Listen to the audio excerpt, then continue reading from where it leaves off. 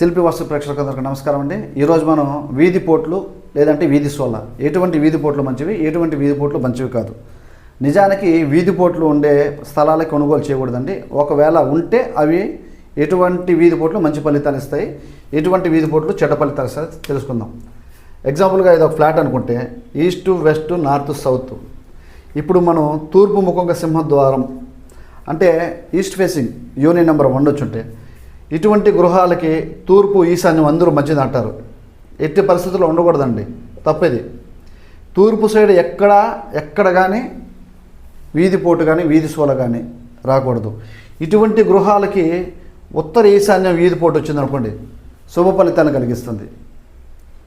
అదేవిధంగా బ్యాక్ అంటే పడమర సైడు ఎక్కడ తగిలినా కానీ ఇటువంటి వీధి పోట్లు ఎటువంటి నష్టాన్ని కలిగించు.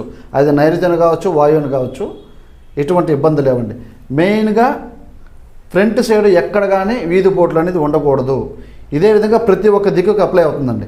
సపోజ్ మీరు వెస్ట్ ఫేసింగ్ అనుకోండి, వెస్ట్ ఫేసింగ్ ఎక్కడ కానీ వీధి పోటు తగలకూడదు. వెస్ట్ ఫేసింగ్ హౌసెస్కి మీకు బ్యాక్ తగిలినా లేదంటే నార్త్ సౌత్లో వచ్చి తగిలినా ఎటువంటి ఇబ్బందులు కలగవు. ప్రతి ఒక్క దిక్కుకి ఇదే ఫార్ములా అప్లై అవుతుందండి. మేము మన ఛానల్ని దయచేసి లైక్ చేసి సబ్స్క్రైబ్ చేయండి. Thank you.